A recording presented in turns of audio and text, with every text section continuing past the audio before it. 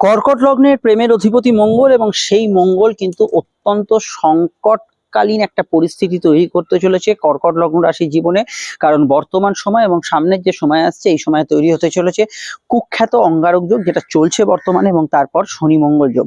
এই দুয়ের যোগের প্রভাবে কর্কট লগ্নের ক্ষেত্রে সাময়িক প্রেমের কিছু অবস্থার পরিবর্তন হতে চলেছে, এবং সেই অবস্থা কিন্তু কর্কট লগ্নের জীবনে বেশিক্ষণ না থাকলেও কিছু সময় কিন্তু কিছুটা তাদের উদ্ব্যস্ত, কিছুটা সমস্যাফুল, কিছুটা প্রবলেমেটিক করে তুলতে পারে। সেই বিষয়গুলো আমরা আলোচনা করবো, এবং বছরের এই যে সময়টা আছে, এই সময়টা, এই সামনের যে বর্তমান সময় প্রাসঙ্গিকতা নিরিখে এই সময়টা আপনাদের প্রেমের ক্ষেত্রে কেমন কাটবে সেটা আমরা দীর্ঘ এবং বিস্তারিত আলোচনার মধ্যে রাখবো। দেখুন, বর্তমানে মঙ্গল অবশ্যই ট্রানজিটে রাহুর সঙ্গে যুক্ত এবং অষ্টমস্ত। এই সময় প্রেমের ক্ষেত্রে কর্কট লগ্নের জাতক জাতিকাদের যদি কারো দুঃসময় চলে, আমি প্রথমেই ধৈর্য ধরার পরামর্শ দেবো। রাগ, জেদ, ঝঞ্ঝট, বিবাদ, এগুলো কিন্তু সমস্তই প্রেমের ক্ষেত্রে ক্ষতিকারক হতে পারে, এবং যে কোনো অবস্থায় সেই প্রেম চলে যাওয়া বা প্রেম কেটে যাওয়া বা প্রেম আপনার থেকে দূরে সরে যাওয়া, সাময়িক বা পার্মানেন্ট কোনো কথা বন্ধ হয়ে যাওয়া, এগুলোর সম্ভাবনা অতি প্রবল ইন্ডিকেট করছে। তাছাড়া মঙ্গল রাহুর যোগের কোনো নেগেটিভ অ্যাসপেক্ট আপনার জন্মছকে থাকলে সেক্ষেত্রে কোনো ভুল প্রেম বা তৃতীয় ব্যক্তি বা কোনো এমন কোনো ব্যক্তির প্রেমে পড়লেন যিনি আপনাকে ফ্রড করবেন, যিনি আপনাকে ঠকিয়ে দেবেন, এরম ব্যক্তির পাল্লাও কিন্তু এই সময় পড়ার সম্ভাবনা কর্কটের প্রবল। এই বিষয়টা মাথায় রাখতে হবে কর্কটের। অবশ্যই কর্কটের যে প্রেমের অধিপতি সে মঙ্গল, এবং যে রাশিটা কর্কটের প্রেমের ঘর সেটা হচ্ছে বৃশ্চিকের ঘর। তো এই বৃশ্চিক কিন্তু অবশ্যই বিছে এবং কাঁকড়া বিছে, আপনি জানেন যে এই বিছে মাটির অনেক গভীরে, একদম বালু বা বালিয়ারি অঞ্চলে কিন্তু এদের দেখতে পাওয়া যায়, এবং মাটির গভীরতায় যায়।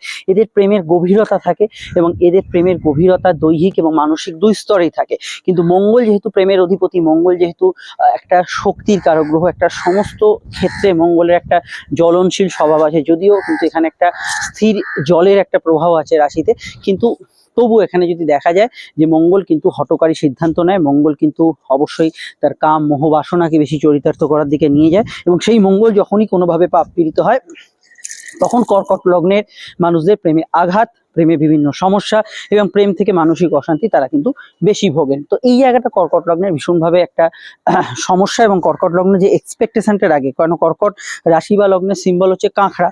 কাঁকড়ার ওপরটা শক্ত, ভেতরটা খুব নরম। তারা যতই ওপর থেকে শক্ত হোক না কেন, ভেতরে একটা নরম স্বভাব থেকেই যায়। তো সেক্ষেত্রে কিন্তু সেই যে সফট মাইন্ডনেস যেটা, সেটা কিন্তু আঘাতপ্রাপ্ত হয় বারবার এই মঙ্গলের বিভিন্ন গ্রহ অবস্থানের দ্বারা। এই যে সময়টা চলছে, বিশেষত সময়টা, এই সময়টা বলতে কি, যে ফেব্রুয়ারি সংলগ্ন যে মাসটা চলছে, প্লাস এখানে কিন্তু যদি দেখা যায় যে এপ্রিল মাস থেকে 11ই মে পর্যন্ত মঙ্গল কিন্তু এখানে শনি মঙ্গল যোগেও থাকবে। এখানে পুরনো প্রেম ফিরে আসার সম্ভাবনা থাকছে, পুরনো প্রেমিক প্রেমিকা বা আপনার এক্স হাজব্যান্ড ওয়াইফের সঙ্গে যোগাযোগ ইত্যাদি প্রতিস্থাপন হতে পারে, কিন্তু চলতি প্রেমের মধ্যে যে একটা রোমান্টিক মুহূর্ত বা ইত্যাদি, সেগুলো কিন্তু কিছুটা ব্যাহত হবে। এবং শুক্র মঙ্গল যোগ, এই যে ধরনের যোগগুলো পাশাপাশি চলার জন্য যেগুলো বললাম সেটা হবে। তাহলে ভালো সময় কখন? ভালো সময় সরাসরি আমরা যদি দেখি, আপনার প্রেমের ভালো সময় আসছে এখানে 11ই মে থেকে, কারণ মঙ্গল সক্ষেত্রস্থ হবে। মঙ্গল সক্ষেত্র হওয়ার সঙ্গে সঙ্গেই প্রেমের ক্ষেত্রে কিন্তু একটা নবজোয়ার আসতে শুরু করবে, এবং প্রেমের ক্ষেত্রে যে ভুল চুক বা যে সমস্যাগুলো ছিল, যেগুলো আপনার পার্মানেন্ট ড্যামেজ হয়ে গেছে, সেগুলো তো ফিরে আসবে না। নতুন করে কিছু পাওয়া বা ছোটখাটো ঝামেলা হয়েছিল সেগুলো মিটে যাওয়া, এগুলোর সম্ভাবনা কিন্তু প্রবলভাবে আসতে শুরু করবে। এবং এই সময়টা অবশ্যই আপনাদের ক্ষেত্রে একটা শান্তিপূর্ণ, সহজ এবং পজিটিভ অ্যাকশন মঙ্গলের দ্বারা প্রেমের ক্ষেত্রে হবে, এবং এক্ষেত্রে আপনারা ভালো ফল পাবেন। এবং এই সময়টা কতক্ষণ বেশি ভালো ফল থাকবে?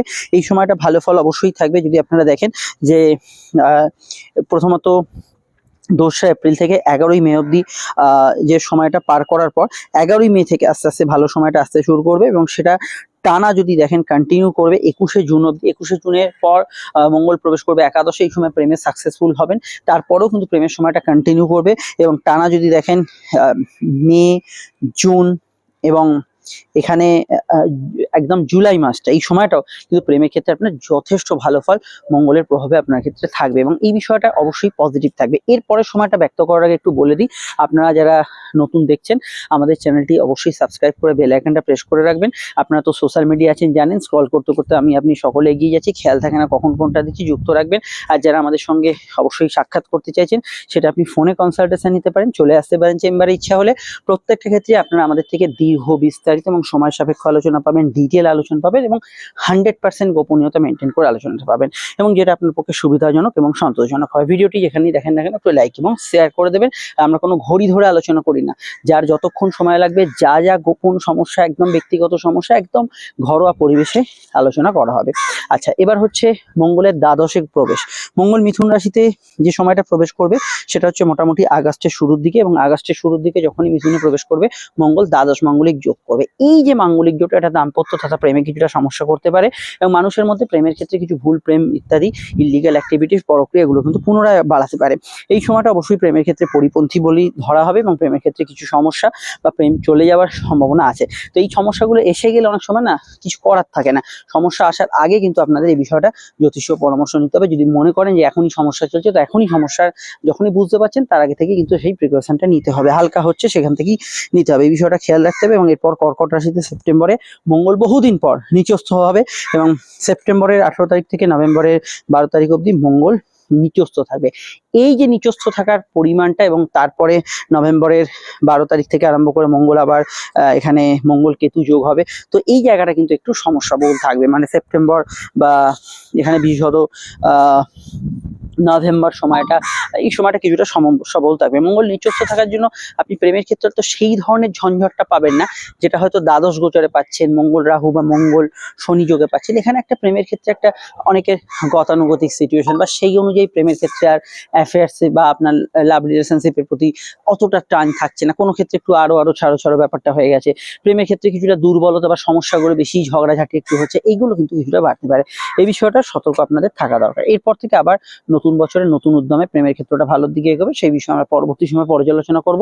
বর্তমান সময়টা আমি আরেকবার ছোট করে আপনাদের বলে দিই যে প্রেমের বিষয়টা কেমন। এই যে সময়টা চলছে ফেব্রুয়ারি সংলগ্ন মাসটা, ফেব্রুয়ারি এবং থেকে এপ্রিল অবধি যে সময়টা চলছে, তো এই সময়টায় অবশ্যই 23 ফেব্রুয়ারি থেকে যে সময়টা কাজ করবে, এবং টানা এপ্রিল অবধি সময়টা বিশেষ সতর্কতা থাকবে।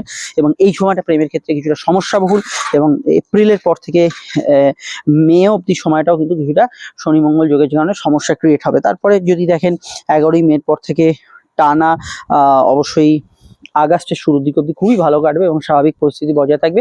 হ্যাঁ, কিছু কিছু দশা কয়েকজনের খারাপ যেতে পারে, কিন্তু জেনারেল প্রেমটা ভালো যাবে। তারপরে আবার একটু খেয়াল রাখতে হবে প্রেমের জায়গাটা দুর্বলতার দিকে। আপনারা যুক্ত থাকুন আমাদের সঙ্গে, রেগুলার আলোচনা পাবেন, দেখতে থাকুন অ্যাস্ট্রোলজিক্যাল সায়েন্স। ফিরছি আমরা একটু পরে নতুন ভিডিও নিয়ে, সঙ্গে থাকবেন, ভালো থাকবেন সকলে, নমস্কার। আর আপনাদের অন্যান্য যে ভিডিওগুলো আপডেটস আছে, পরপর গোচর ফলগুলো, পরপর রাশি ফলগুলো, সেগুলো কিন্তু আপনারা পরপর এখানে দেখতে থাকুন।